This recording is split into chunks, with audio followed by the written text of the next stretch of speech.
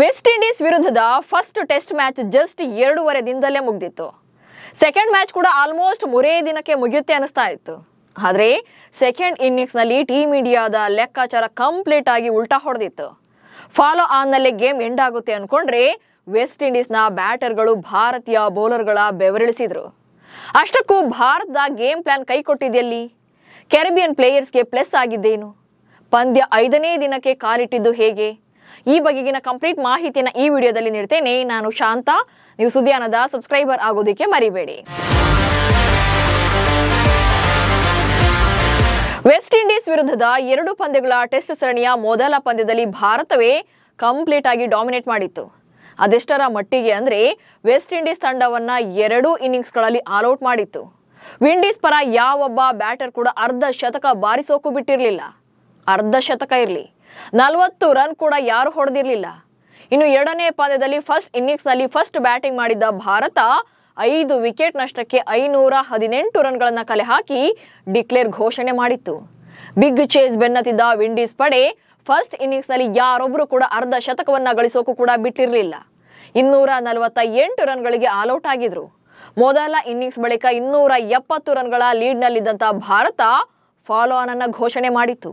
ಹೀಗಾಗಿ West Indies ತಂಡ 3ನೇ ದಿನವೇ ತನ್ನ 2ನೇ ಇನ್ನಿಂಗ್ಸ್ ಕೂಡ ಶುರು ಮಾಡಿತ್ತು. ಭಾರತದ ಡಾಮಿನೇಷನ್ ನೋಡ್ತಾ ಇದ್ರೆ 3ನೇ ದಿನವೇ ಮ್ಯಾಚ್ ಕೂಡ ಮುಗ್ದೇ ಬಿಡುತ್ತೆ ಅನ್ಕೊಂಡ್ರೆ ಸೆಕೆಂಡ್ ಇನ್ನಿಂಗ್ಸ್ ನಲ್ಲಿ ವಿಂಡೀಸ್ ಪಡೆ ಕಂಪ್ಲೀಟ್ ರಿವರ್ಸ್ ಗೇರ್ ನಲ್ಲಿ ಚಾರ್ಜ್ ಶುರು ಮಾಡಿದ್ರು. ಭಾರತದ ಲೆಕ್ಕಾಚಾರವನ್ನ ತಲೆಕೆಳಗಾಗಿಸಿದ್ರು.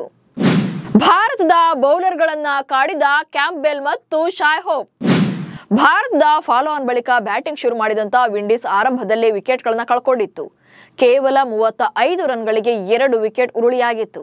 ಆದರೆ ಆ ಬಳಿಕ ಜಾನ್ ಕ್ಯಾಂಪ್ಬೆಲ್ ಮತ್ತು ಶಾಯ್ ಹೋಪ್ ಜೋಡಿ ಒಂದಾಗ್ತಾರೆ. ಇವರಿಬ್ಬರು ಸೇರಿ ಭಾರತೀಯ ಬೌಲರ್ಗಳನ್ನ ಅಕ್ಷರಶಃ ಚೆಂಡಾಡಿದ್ರು. ಅದೆಷ್ಟರ ಮಟ್ಟಿಗೆ ಅಂದ್ರೆ 3ನೇ ವಿಕೆಟ್ ಬೀಳೋ ಹೊತ್ತಿಗೆಲ್ಲ 212 ರನ್ಗಳನ್ನ ಪೇರಿಸಿದ್ರು. ಈ ಜೋಡಿಯನ್ನ ಬ್ರೇಕ್ ಮಾಡೋಕೆ ಕೊನೆಗೆ ರವೀಂದ್ರ ಜಡೇಜಾನೇ ಬರಬೇಕಾಯ್ತು. 115 ರನ್ ಗಳಿಸಿದಂತ ಕ್ಯಾಂಪ್ಬೆಲ್ ಜಡೇಜಾ ಅವರ LBW ಬಲೆಗೆ ಬಿದ್ರು. ಆ ನಂತರ ಕ್ಯಾಪ್ಟನ್ ರೋಸ್ಟನ್ ಬೇ ಕೂಡ 40 ರನ್ಗಳಿಗೆ ಆಟವನ್ನ ಮುಗಿಸಿದ್ರು. ಇನ್ನು ಶಾಯ್ ಹೋಪ್ 103 ರನ್ ಗಳಿಸಿ ಔಟ್ ಆದ್ರು. 311 ರನ್ಗಳಿಗೆ ವಿಂಡೀಸ್ ತಂಡ 9 ವಿಕೆಟ್ಗಳನ್ನ ಕಳ್ಕೊಂಡಿತ್ತು. ಆದ್ರೆ 10ನೇ ವಿಕೆಟ್ಗೆ ಜೊತೆಯಾದಂತ ಜಸ್ಟಿನ್ ಗ್ರೀವ್ಸ್ ಮತ್ತು ಜೇಡನ್ ಸೀಲ್ಸ್ ಟಾಪ್ ಆರ್ಡರ್ ಬ್ಯಾಟರ್ಗಳೇ ನಾಚುವಂತೆ ಬ್ಯಾಟಿಂಗ್ ಅನ್ನು ಮಾಡ್ತಾರೆ. ಕೊನೆ ವಿಕೆಟ್ಗೆ ಇಬ್ಬರ ಜೊತೆಯಾಟದಲ್ಲಿ ಬರೋಬ್ಬರಿ 79 ರನ್ಸ್ ಬರುತ್ತೆ. ಅಂತಿಮವಾಗಿ ಬುಮ್ರಾ 32 ರನ್ ಗಳಿಸಿದಂತ ಸೀಲ್ಸ್ ನ ಔಟ್ ಮಾಡೋ ಮೂಲಕ ವಿಂಡೀಸ್ ಪಡೆಯನ್ನ ಆಲ್ಔಟ್ ಮಾಡ್ತಾರೆ. ಈ ಮೂಲಕ ವಿಂಡೀಸ್ ತಂಡ 2ನೇ ಇನ್ನಿಂಗ್ಸ್ ನಲ್ಲಿ 390 ರನ್ ಗಳಿಸಿ ಆಲ್ಔಟ್ ಆಯಿತು. ಈ ಮೂಲಕ ಭಾರತಕ್ಕೆ 121 ರನ್ಗಳ ಟಾರ್ಗೆಟ್ ಅನ್ನ ನೀಡಿದ್ರು.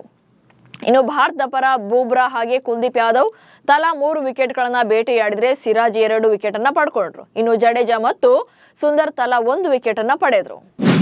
ಭಾರತಕ್ಕೆ ಆರಂಭದಲ್ಲೇ ಆಘಾತ ನೀಡಿದ ವಿಂಡೀಸ್. ಇನ್ನು 121 ರನ್ಗಳ ಗುರಿಯೊಂದಿಗೆ 2ನೇ ಇನ್ನಿಂಗ್ಸ್ ನಲ್ಲಿ ಕಣಕ್ಕಿಳಿದಿದ್ದಂತ ಭಾರತ ಪರ ಯಶಸ್ವಿ ಜೈಸ್ವಾಲ್ ಮತ್ತು KL ರಾಹುಲ್ ಇನ್ನಿಂಗ್ಸ್ ಅನ್ನ ಆರಂಭ ಮಾಡಿದ್ರು. ಜೈಸ್ವಾಲ್ ಅಂತೂ ಫಸ್ಟ್ ಬಾಲ್ ನಿಂದಲೇ ಬಿಗ್ ಹಿಟ್ ಗಳಿಗೆ ಟ್ರೈ ಮಾಡ್ತಾ ಇದ್ರು. ಯಾಕಂದ್ರೆ 4ನೇ ದಿನದಾಟದ ಅಂತ್ಯದಲ್ಲೇ ಮ್ಯಾಚ್ ಅನ್ನ ಫಿನಿಶ್ ಮಾಡಬೇಕು ಅನ್ನುವಂತ ಮೈಂಡ್ ಸೆಟ್ ನಲ್ಲೇ ಇದ್ರು. ಸೊ ಫಸ್ಟ್ ಓವರ್ ನಲ್ಲಿ 2 ಬೌಂಡ್ರಿ ಕೂಡ ಬಾರಿಸಿದ್ರು. ಬಟ್ ನೆಕ್ಸ್ಟ್ ಓವರ್ ನಲ್ಲಿ ಮತ್ತೊಂದು ಬಿಗ್ ಹಿಟ್ ಗೆ ಕೈ ಹಾಕಿ ಕ್ಯಾಚ್ ಕೊಟ್ಟು ಔಟ್ ಆಗ್ತಾರೆ. ಆನಂತರ KL ರಾಹುಲ್ಗೆ ಜೊತೆಯಾದಂತ ಸಾಯಿ ಸುದರ್ಶನ್ ತಾಳ್ಮೆಯುತವಾಗಿ ಬ್ಯಾಟಿಂಗ್ ಅನ್ನ ಶುರು ಮಾಡಿದ್ರು. 4ನೇ ದಿನದಾಟದ ಅಂತ್ಯದ ವೇಳೆಗೆ ಸಾಯಿ ಸುದರ್ಶನ್ 30 ರನ್ ಗಳಿಸಿದ್ರೆ KL ರಾಹುಲ್ 25 ರನ್ಗಳನ್ನ ಕಲೆ ಹಾಕಿದ್ರು. ಸದ್ಯ ಭಾರತ 1 ವಿಕೆಟ್ ನಷ್ಟಕ್ಕೆ 63 ರನ್ಗಳನ್ನ ಕಲೆ ಹಾಕಿದೆ. ಇನ್ನು ಭಾರತ ಈ ಪಂದ್ಯವನ್ನ ಗೆಲ್ಲೋಕೆ ಇನ್ನೂ ಕೂಡ 58 ರನ್ಗಳ ಅಗತ್ಯ ಇದೆ. ಬಹುಶಃ 5ನೇ ದಿನದಾಟದ ಮೊದಲ ಸೆಷನ್ ನಲ್ಲಿ ಭಾರತ ವಿನ್ ಆಗೋದು ಪಕ್ಕಾ ಆಗಿದೆ. ಇನ್ನು ವಿಂಡೀಸ್ ತಂಡ ಈ ಪಂದ್ಯವನ್ನ ಸೋಲೋದು ಕನ್ಫರ್ಮ್ ಆಗಿದ್ರು ಕೂಡ ಅವರಿಗೆ ಒಂದಂತೂ ಸಮಾಧಾನ ಇದೆ. 23 ವರ್ಷಗಳ ಬಳಿಕ ಭಾರತದಲ್ಲಿ ಶತಕ ಸಿಡಿಸಿದ ವಿಂಡೀಸ್. ಇನ್ನು ಈ ಪಂದ್ಯದ ಇನ್ನೊಂದು ಇಂಟ್ರೆಸ್ಟಿಂಗ್ ವಿಚಾರ ಅಂದ್ರೆ ಬರೋಬ್ಬರಿ 23 ವರ್ಷಗಳ ಬಳಿಕ ವೆಸ್ಟ್ ಇಂಡೀಸ್ ತಂಡದ ಆರಂಭಿಕ ಬ್ಯಾಟರ್ ಒಬ್ರು ಭಾರತದಲ್ಲಿ ಟೆಸ್ಟ್ ಶತಕ ಸಿಡಿಸಿದ್ದಾರೆ. ದ್ವಿತೀಯ ಇನ್ನಿಂಗ್ಸ್ ನಲ್ಲಿ ಕ್ಯಾಂಪ್ಬೆಲ್ 115 ರನ್ಗಳನ್ನ ಕಲೆ ಹಾಕಿದ್ರು. ಅಂದ್ರೆ ಕಳೆದ 23 ವರ್ಷಗಳಿಂದ ವೆಸ್ಟ್ ಇಂಡೀಸ್ ತಂಡದ ಯಾವುದೇ ಬ್ಯಾಟರ್ ಕೂಡ ಭಾರತದ ನೆಲದಲ್ಲಿ ಟೆಸ್ಟ್ ಶತಕವನ್ನ ಬಾರಿಸಿರ್ಲಿಲ್ಲ.